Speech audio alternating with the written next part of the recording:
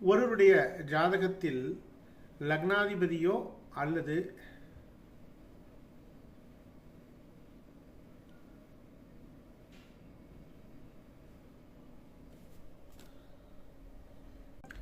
ஒரு சிலரெல்லாம் நீங்கள் பார்த்துருப்பீங்க. அதாவது அவரோட பேசக்கூடிய ஒரு வாய்ப்புகள் வந்தாலே இந்த ஜாதகர் அவரை பற்றியே தான் புலம்பிகிட்டு இருப்பார்.